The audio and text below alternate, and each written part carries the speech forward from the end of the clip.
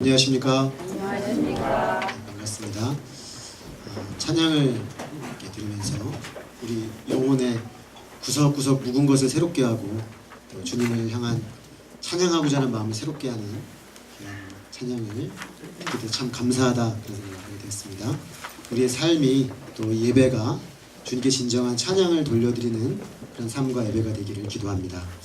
우리 그런 마음으로 한번 인사해 볼까요? 우리의 삶이 주께 찬양이 되는 삶이 되기 원합니다. 그렇게 살기 원합니다. 이렇게 인사해 보겠습니다.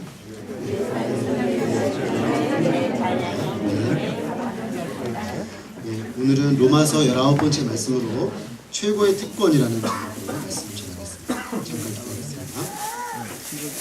사랑하는 아버지 하나님, 늘 살아계셔서 우리의 기도를 들으시고 또 우리의 서고 일어섬을 아시며 또 우리가 때로 잘 할 때나 또 잘 못할 때나 변함없이 우리를 향한 당신의 그 사랑과 또 인내와 소망 중에 일하시는 우리 주님을 바라보며 감사와 찬송을 올려드립니다.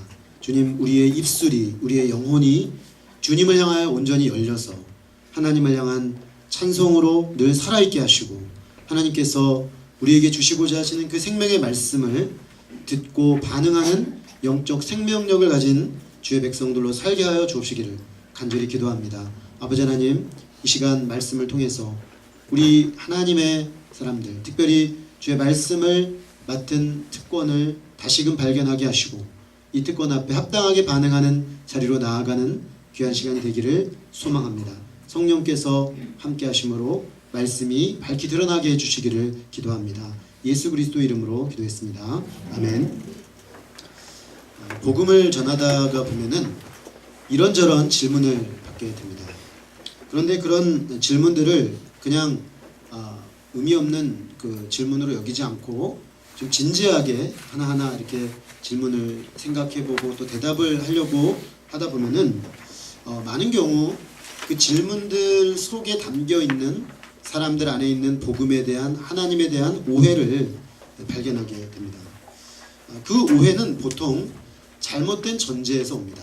하나님에 대한, 인생에 대한, 또 이 세상에 대한, 성경에 대한 잘못된 전제들이 있기 때문에 그 전제가 하나님을 보는 또 기독교 신앙을 보는 어떤 창을 왜곡시키고 있다는 것을 우리는 발견하게 됩니다. 그래서 그 잘못된 전제들을 이렇게 잘 걷어내주지 않으면 복음이 복음으로 다가오지가 않는 것입니다. 그런데 이런 복음에 대한 오해가 참 많이 있는데 복음에 대한 오해를 가지고 가장 강력하게 복음에 저항했던 역사적인 그 사람들을 꼽으라고 한다면 우리는 단연코 예수님과 바울 당대의 유대인들을 꼽을 수가 있습니다. 그들의 오해를 우리가 좀 심각하게 다뤄볼 필요가 있습니다. 왜냐하면은 단지 그들만의, 유대인들만의 오해가 아니고 우리가 복음을 받아들이려고 하지 않을 때에 최종적으로 우리 안에서 저항하는 저항의 실체를 그들이 명확하게 드러내어서 반대하고 있기 때문에 그렇습니다. 그러므로 그들의 반대를 잘 다루는 것은 어쩌면 우리 안에 또 많은 사람들 안에 있는 복음에 그 깊이 들어가지 못하도록 반대하는 또 방해하는 어떤 전제들을 직면하는 그런 문제라고 할 수가 있겠습니다. 오늘 우리는 복음을 계속해서 듣고 있는 유대인들의 복음 거절을 위한, 사실은 받아들이기 위한 질문이 아니라 거절하기 위한 반대 질문을 하나 다루고자 합니다. 그 질문은 그러면 유대인의 나음은 무엇이고 할례의 유익은 무엇인가 라는 것입니다. 오늘은 이 질문을 통해서 역설적이게도 유대인들이 가지고 있었던 최고의 특권이 무엇인지 살펴보고 그 특권을 바로 누리는 길과 책임 있는 반응에 대해서 발견하고 은혜 받기를 기도합니다. 앞선 로마서 2장은 사도 바울이 유대인들을 염두에 두고 전한 말씀입니다. 1장 17절에서 모든 사람이 죄를 범해서 하나님의 영광에 이르지 못하고 하나님의 진노 아래에 있다라는 큰 대전제 아래 먼저 이방인들에 대해서 논의한 이후에 이제 유대인들을 본격적으로 다루었습니다. 사도 바울은 크게 세 가지 논지로 유대인들도 죄 아래에 있다는 사실을 다루었는데 첫째로 그들을 심판하실 때 하나님은 진리대로 행위를 기준으로 하여 심판하신다고 말씀하셨습니다. 두 번째, 그들이 율법을 자랑하는 사람들이었는데 율법을 가졌다는 것만으로는 하나님의 진노를 피할 수 없다. 왜냐하면 율법을 행할 때에 우리는 그 진노를 피할 수 있고 하나님의 온전한 자녀로 설 수가 있는데, 유대인들은 율법을 가지고는 있었으나 율법을 순종하여 지키지 않았기 때문에 그들은 율법을 의지할 수 없다라고 증거했습니다. 마지막으로 그들의 의지하는 최후의 보루라고 할 수 있는 할례를 거론하는데, 할례는 유대인들이 자신들이 이미 하나님의 언약 백성이 되었다는 외적 표지로 들이밀면서 우리가 이 할례를 가지고 있으니 우리는 이미 하나님의 백성이다. 그러므로 그리스도의 복음이 필요 없다. 이미 우리 하나님의 백성인데 왜 예수님을 믿으라고 하느냐? 라는 그런 논리에 대해서 할례를 가졌다는 것 자체는 언약 백성의 표지이긴 하지만 표지는 내용적 실체와 부합하지 않으면 그냥 껍데기일 수 있다라고 지적함으로써 할례를 의지하는 그들의 그 의지처가 사실은 그들을 하나님의 백성으로 세우지 못한다는 것을 입증했습니다. 결국 이 세 가지 큰 주제에 걸친 그 메시지는 모든 사람들이 하나님의 진노 아래, 죄로 인한 하나님의 진노 아래 있고 또 하나님의 능력인 복음으로 나아가도록 우리를 촉구하고 또 요청하고 있는 것입니다. 그런데 유대인들의 특권에 기초해서 하나님께 나아가려고 하는 사람들, 다시 말해서 십자가의 복음 앞에 만인이 평등한 것인데요, 십자가의 복음 앞에 그 누구도 어떤 특권을 주장할 수 없는 것인데, 유대인이라는 혈통적 특권을 가지고 나아가려고 했던 이 유대인들은 아직도 복음을 그냥 받아들이려고 하지 않았습니다. 사실 오늘 3장에서 사도 바울이 마지막으로 전개하고 있는 유대인들의 반대 논리는, 마지막으로 하면 궤변으로 흐르는데 그 궤변 이전에 마지막 최종적으로 그들이 주장하는, 또 질문하는 내용입니다. 이 내용들은 사도 바울이 유대인들에게 복음을 전하면서 무수히 들었던 반대 질문이었습니다. 그렇다면 당신의 말대로라면 아니 유대인들이 나온 게 뭐가 있겠습니까? 할례의 유익이 무엇입니까? 하나님이 무엇을 하려고 지난 2000여 년 동안 아브라함부터 지금까지 유대인들을 만들고 유대인들에게 이런 특별한 특권을 주신 것입니까? 라고 유대인들은 반문한 것입니다. 사실 이 질문을 던지고 있는 것 자체가 그들이 앞서 복음으로 초청하기 위해 사도 바울이 전한 그 메시지를 오해하고 있다는 것을 입증하고 있습니다. 앞서 사도 바울은 복음으로 초청하기 위해서 모든 사람이 죄 아래 있다라는 사실을 설명했습니다. 그런데 이 복음을 받아들이지 않으려고 율법을 의지하고 할례를 의지하는 사람들을 향해서 그들이 의지하고 있는 그것이 하나님 앞에 세울 수 없다는 것을 입증한 것입니다.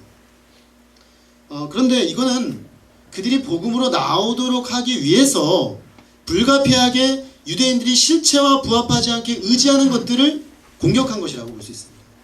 그런데 이 공격을 이렇게 듣다 보니까 마치 사도 바울이 유대인들은 그러면 아무런 유익도 아무런 특권도 없는 사람들이라고 말하는 것으로 오해할 수가 있습니다. 그러나 사도 바울이 의미한 것은 그런 것이 아니었습니다. 유대인들은 많은 특권을 가지고 있었습니다.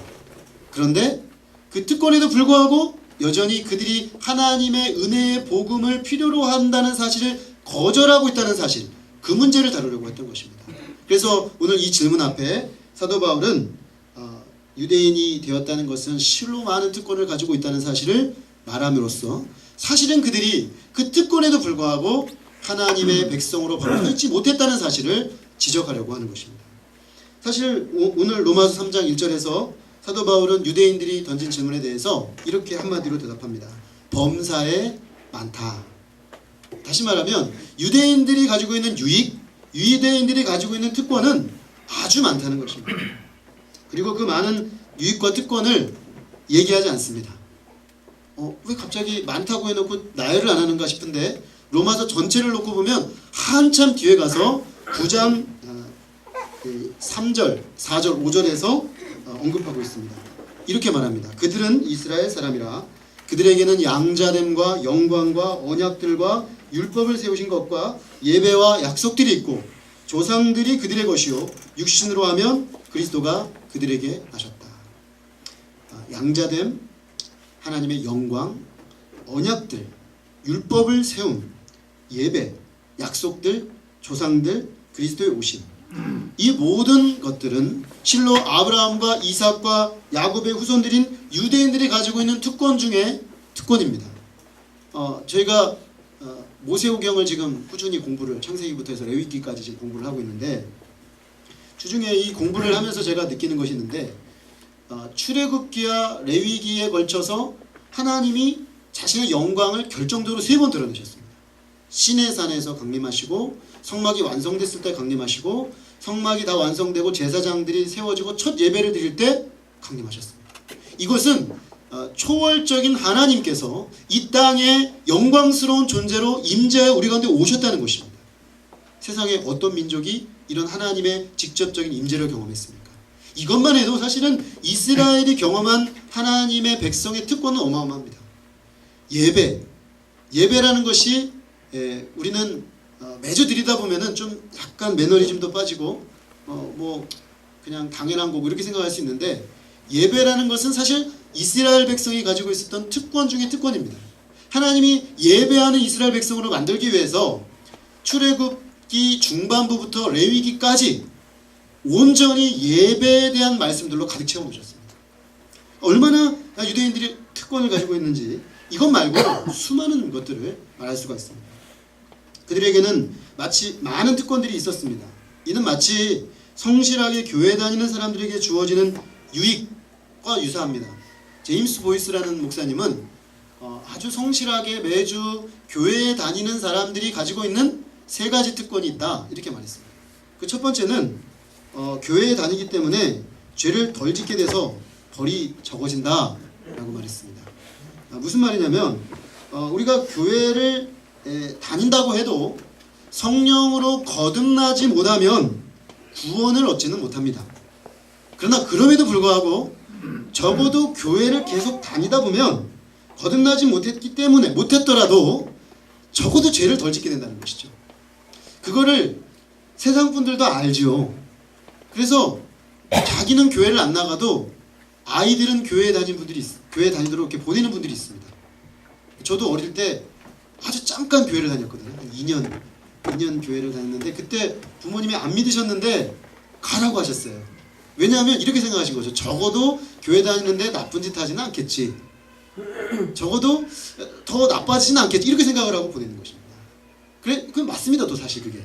교회 다니다 보면 선하게 살고 은혜롭게 살고 하나님 앞에 살도록 권면을 하기 때문에 자꾸 자기의 죄의 문제에 대해 생각하게 되고 싸우게 되는 것입니다. 거듭나서 하나님의 백성이 되지는 않더라도 우리가 진정으로 하나님의 앞에 죄의 문제를 깨닫고 돌이킬 수 있는 어떤 여지가 생긴다는 것입니다.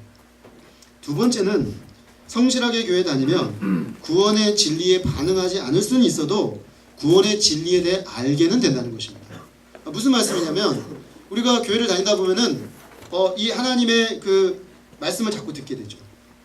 그런데 교회를 어떤 경우에는 10년을 다니고 20년을 다녀도 구원의 복음을 영접하고 하나님의 백성이 진정으로 안 될 수도 있습니다. 이건 하나님의 주권적 은혜의 역사이기 때문에 그렇죠. 그런데 적어도 한 20년 다니면 교회가 뭘 말하려고 하는지는 알게 됩니다. 무엇이 교회가 말하는, 기독교가 말하는 구원의 진리인지는 알게 되죠. 이것은 엄청난 특권이다, 이렇게 말할 수가 있겠습니다. 세 번째는 하나님의 말씀을 듣는 그런 특권이 있습니다. 하나님의 말씀을 매주 들을 수가 있죠. 계속 교회 나오면. 그래서 구원 가까이로 나올 수가 있게 됩니다. 주의 말씀을 들음이 없이는 구원에 이를 수가 없기 때문에 적어도 이 자리에 와서 자꾸만 들으면 구원에 이를 가능성이 점점 커지는 거죠. 그런 점에서 우리가 마치 이 복음으로 거듭나지 않았다 하더라도 교회에 나오는 특권이 이렇게 큰 것입니다. 이거는 유대인들이 가진 특권과 상당히 유사합니다. 유대인들 중에는 우리가 구약 성경을 보면은 모든 유대인들이 다 참된 하나님의 백성이 아니었다는 사실이 나중에 밝혀집니다. 그래서 이사야 선지자를 비롯해서 많은 선지자들이 무슨 표현을 쓰냐면 남은 자라는 말을 씁니다. 렘넌트라는 말을 쓰는데, 혈통적 유대인들 중에 하나님께 참되게 반응하는 참된 신자가 아닌 많은 거짓 신자들이 있었다는 것을 말하는 것이죠.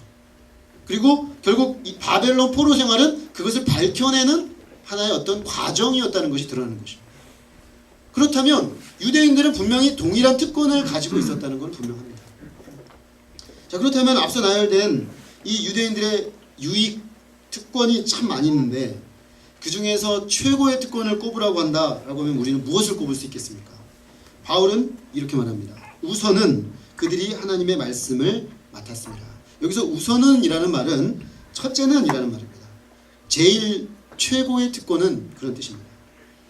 근데 흥미로운 것은 첫째로 유대인은 하나님의 말씀을 맡았다라고 해놓고 첫째 특권은 하나님의 말씀을 맡은 거고 두 번째 특권은 뭐고 세 번째 특권은 뭐 이렇게 나가야 되는데 안 나옵니다.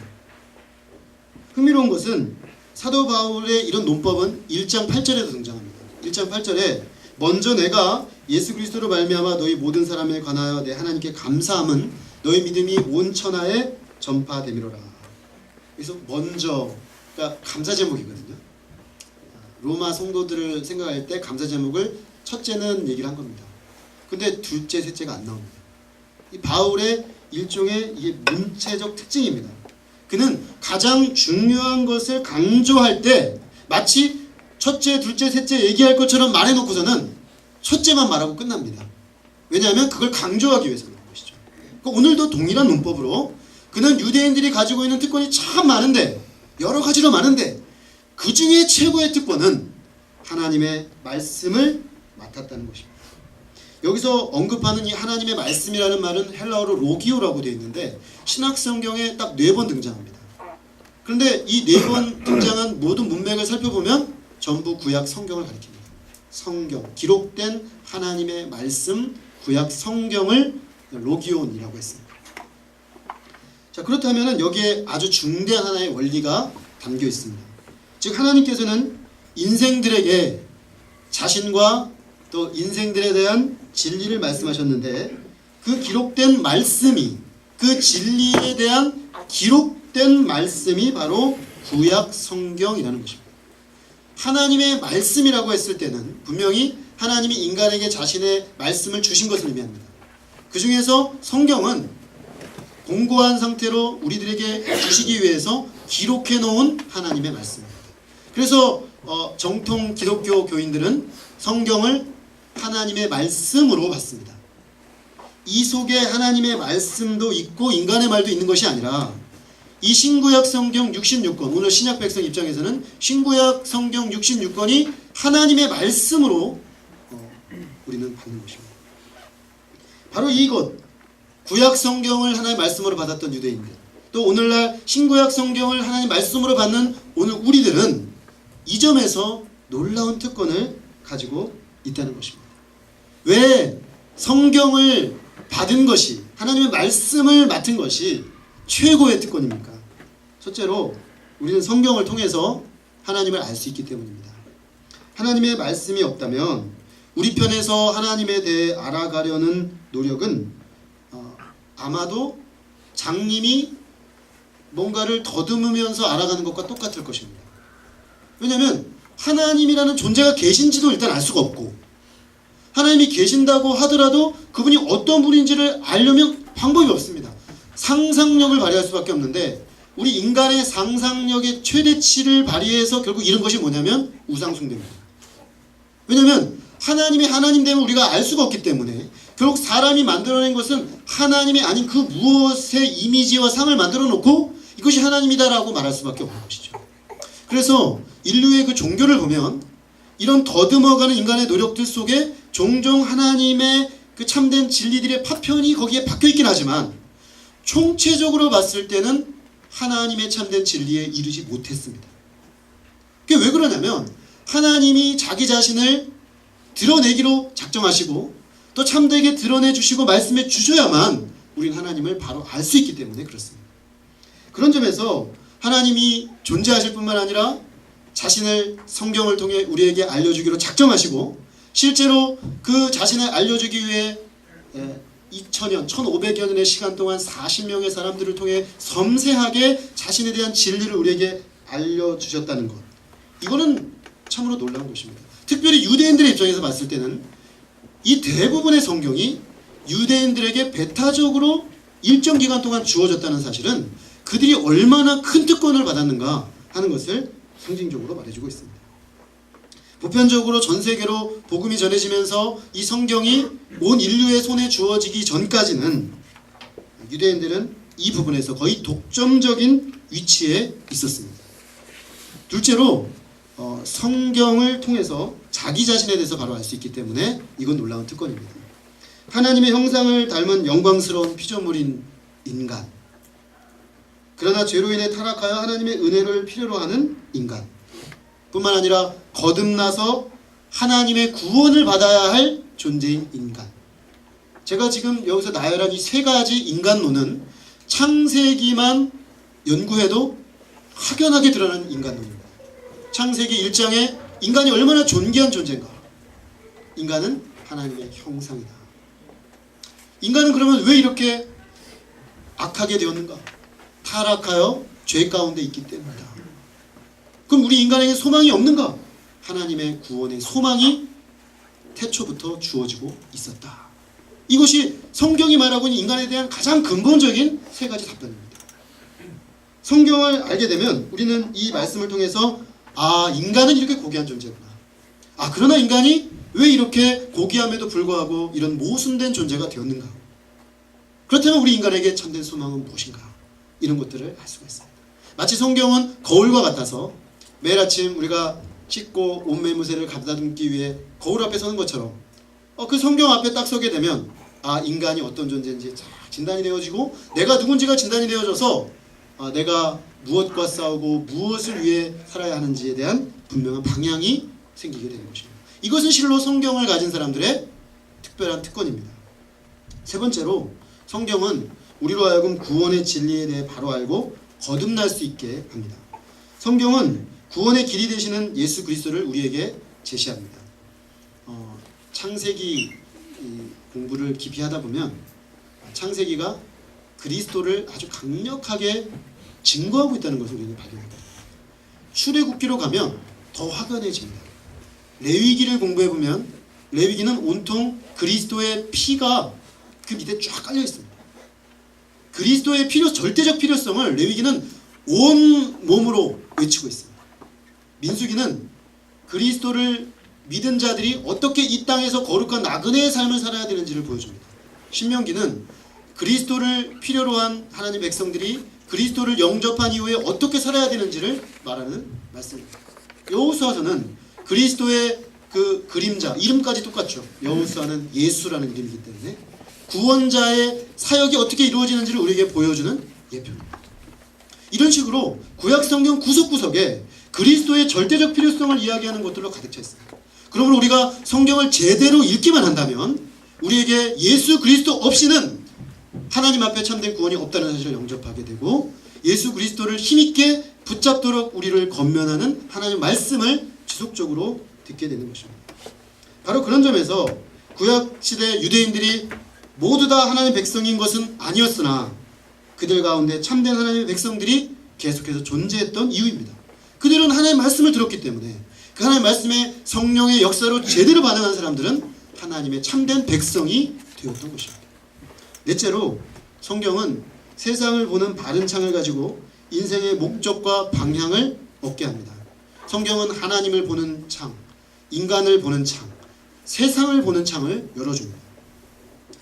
최근 제가 창세기, 출애굽기, 레위기 계속해서 말씀을 드렸지만 이 과정들을 제가 공부를 하면서 하나님에 대해서 인간에 대해서만 새롭게 안 것이 아니라 세상에 대해서 더 분명하게 알게 되었습니다.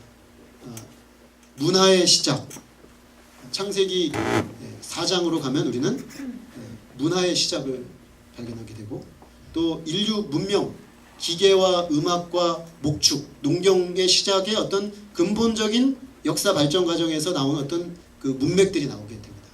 또 도시의 발달 뿐만 아니라 세상이 시작된 이후로 죄로 인해서 어떻게 세상이 변질되기 시작했는지, 세상이 끝간대로 추구하는 궁극적인 것이 무엇인지 창세기 1장부터 11장까지 이미 분명하게 밝혀놓고 있습니다. 세상은 결국 바벨탑을 쌓는 것으로 갈 것이다.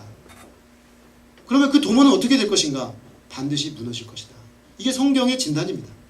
우리가 성경을 제대로 읽게 되면 이 세상의 아름다운 것들에 대해서 성경적 진리를 가지고 평가해낼 수 있게 되고, 사그러지고 무너질 것에 우리의 소중한 인생을 낭비하지 않고 영원한 하나님과 하나님 나라 가치를 위해서 우리가 삶을 헌신할 수 있도록 우리를 지혜롭게 만드는 것입니다. 결국 여기서 우리는 이 인간의 가장 심각한 문제를 해결하기 위한 하나님의 일하심과 하나님 나라의 시작과 하나님의 백성과 세상의 관계와 세상 가운데 하나님 나라가 어떻게 지금도 진전하고 있는지, 그 하나님 백성들을 만들기 위해 하나님은 어떻게 예배를 주셨고 그들은 어떻게 거룩해져야만 했는지 우리는 속속들이 알 수가 있습니다. 그래서 성경을 공부하다 보면 하나의 퍼스펙티브가 형성됩니다. 세계관이 형성됩니다. 세상을 보는 창이 열리게 됩니다. 그래서 일관된 세상을 보는 창을 가지고 갈팡질팡하지 않고 전 인생을 보는 창이 열려서 일관되게 하나님 앞에 걸어갈 수가 있게 되는 것입니다. 그래서 성경은 우리가 이 거친 세상에서 흔들리지 않고 일관되게 나갈 수 있는 분명한 나침반이 되는 것입니다. 자, 이런 풍성한 혜택이 있습니다. 하나님의 말씀을 가진 자들이. 그렇다면 이런 최고의 특권을 가졌던 유대인들의 문제가 무엇입니까? 무엇보다 그들은 이 특권을 잘 누리지를 못했습니다. 특권이 있는데 특권을 못 누리면 그것보다 참 비참한 것이 없습니다. 근데 유대인들을 보면 특권을 받긴 했는데, 그리고 또 특권을 주장하기도 했는데 특권을 누리지를 못했습니다. 그렇다면 특권을 누린다는 것은 무엇입니까? 앞서 말한 것 같이 성경을 통해 하나님을 알고 나를 바로 알고 구원의 진리를 바로 알고 믿고 구원에 이르러서 하나님 나라를 이 땅에 이루는 힘있는 하나님의 백성으로 사는 것입니다. 그것이 하나님의 말씀을 가진 백성들의 특권 중의 특권입니다. 뿐만 아니라 아브라함과 이삭과 야곱처럼 믿음으로 하나님 나라 가치관을 가지고 거룩한 나그네로 이 땅을 초계같이 여기고 잠시 우리는 이 땅을 지나갈 줄 알고 영원한 하나님 나라 가치를 위해 하나님의 나라를 진전시키는 그 하나님의 도구로 쓰임받는 영광스러운 백성으로 사는 것, 그게 하나님 백성의 특권을 누리는 것입니다. 그런데 그들은 하나님 말씀을 자랑하고 유대인 됨을 자랑했지만 이 모든 것을 누리지 못했습니다. 왜 그랬을까요? 왜 이거 특권이라는 것도 알고 특권을 자랑하기까지도 했는데 이 풍성한 하나님의 특권을 누리지 못했을까요? 그것은 그들이 자랑을 했는데 실제로 그 말씀을 듣지는 않았기 때문입니다. 사실은 들을 귀를 잃어버렸기 때문입니다. 그 결과 그들은 하나님의 말씀을 가졌지만 하나님이 어떤 분인지 모르고, 하나님의 말씀을 가졌지만 자기가 누구인지 모르고, 하나님의 말씀을 가졌지만 이 세상이 어떻게 돌아가고 있는지를 몰랐습니다. 그래서 결국 그들은 믿음의 선진들의 선한 역사를 따라가지 아니하고 실패한 불신의 역사를 따라가고 말았습니다. 그리스도를 증거하는 구약성경을 따라 그들이 꾸준히 들으며 나왔다면 예수 그리스도가 오셨을 때 그를 알아보고 환영하며 영접하며 이스라엘 백성들의 다수가 구원을 얻었어야 마땅했습니다. 그러나 상황은 정반대가 되고 12제자를 비롯한 소수의 유대인들을 제외한 다수는 하나님의 백성 공동체에서 떨어져 나가게 되었습니다. 그 결과 그들은, 수많은 유대인들은 예수님을 거절하고 오히려 십자가에 못 박아 죽이게 되었습니다. 유대인들이 예수님으로 말미암아 하나님의 참된 상급을 누릴 엄청난 우선적인 특권을 가지고 있었음에도 불구하고 그들은 그것을 받아 누리기보다는 내용 없고 실체 없는 껍데기를 붙들고, 우린 유대인이다, 우리는 말씀을 가졌다라는 이 내용을 가지지 않는 껍데기를 붙들고 그것을 자랑하고 하나님과 복음을 대적하는 자들로 떨어지고 말았습니다. 자, 이렇게 그들이 특권을 바로 알고 누리지 못한 것은 그 특권에 합당한 책임을 감당하지 못하는 것으로 필연적으로 이어집니다. 하나님께서 유대인들에게 하나님의 말씀을 맡기신 이유가 무엇입니까? 그것은 그들이 그들만 잘 구원받아서 너희들만 구원받은 백성으로 잘 살아라. 그것이 아니었습니다. 출애굽기 처음부터 하나님이 이스라엘 백성을 출애굽시켜 놓고 신에서 하신 첫 번째 말씀이 뭐냐면 너희는 거룩한 나라 제사장 백성이다. 다시 말하면 오늘 우리가 알아듣기 쉽게 이 말을 옮기면 이런 겁니다. 나는 너희들만 바라보고 구원한 것이 아니다. 너희들을 통해 온 열방을 구원하기 위해 너희들을 불렀다. 구원하신 처음부터 그 말씀을 하셨습니다. 그리고 그러니까 너희들이 이 책임을 잘 감당하기 위해서는 이 말씀을 잘 받아라. 이 말씀을 잘 듣고 말씀 위에 설 때 너희들은 그 특권을 감당할 수가 있다. 계속해서 그 말씀을 하셨어요. 그들은 하나님의 의도대로 하나님의 말씀을 받아 구원의 진리를 깨닫고 하나님을 알고 나를 알고 구원의 복음을 받아 누려서 이제 이 구원의 복음을 만방에 퍼뜨리는 하나님의 제사장이 되어야 마땅했습니다. 마치 구약시대에 다윗 시대가 그랬습니다. 다윗은 얼추 그 하나님의 이상에 근접했습니다.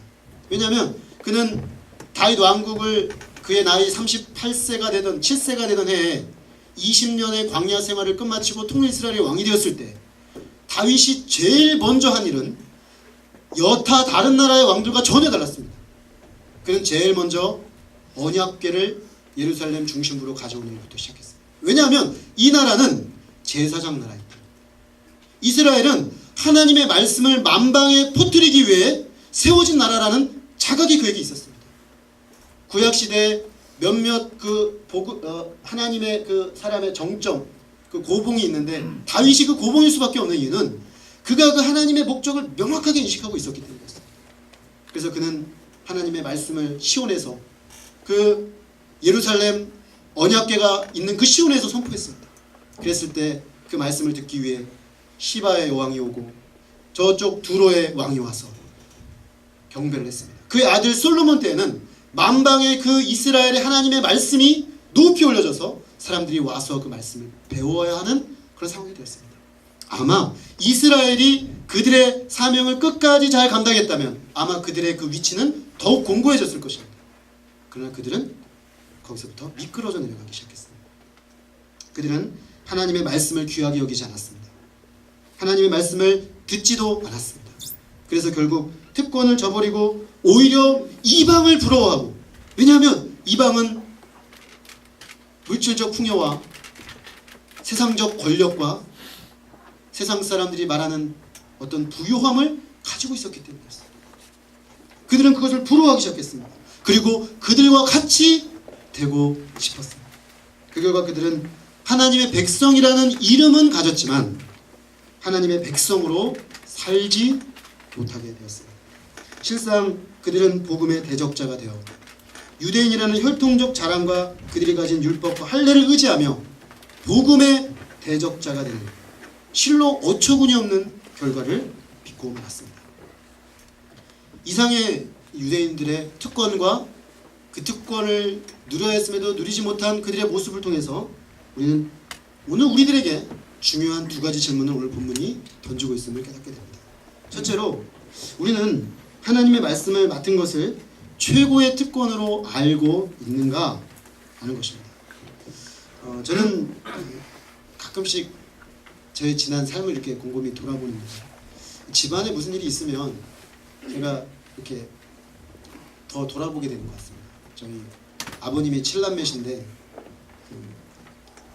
그러다 보니까 뭐 일이 많습니다. 집안에 잘 못 가지만 가끔씩 갈 때가 있는데 어저께 오랜만에 또 친척들을 만났어요. 근데 친척들을 만나면 아직 복음을 모르는 분들이 많으시기 때문에 제 위치가 더 도드라져 보입니다. 그러면서 돌아올 때 불가피하게 생각을 하게 됩니다. 아, 내가 정말 하나님의 놀라운 은혜로 하나님의 자녀가 되었구나. 정말 이 말씀을 일평생 전하는 목회자까지 되었구나 라는 사실을 생각하면 참 이렇게 감사하거든요. 그러면서 이런 생각을 합니다. 내가 지난 시간 내 인생을 한번 중간 결산을 해볼 때 중간 결산의 결과 아무리 생각하고 또 생각하고 또 생각해봐도 제 인생에 받은 최고의 복이 뭔가 생각을 해보면요, 마지막에 톡 떨어지는 게 있습니다. 생각하고 생각하고 또 생각하고 쳐내고 더 터쳐내서 마지막 내게 남은 하나님이 주신 최고의 축복이 뭐였는가? 그거는 하나님의 말씀인 성경을 제가 받았다는 것이었어요. 대학 1학년 때 성경을 제대로 공부했다는 것이죠. 저의 첫 성경 선생님이 우리 박진묵 지사님이세요. 저는 늘 볼 때마다 감사하죠.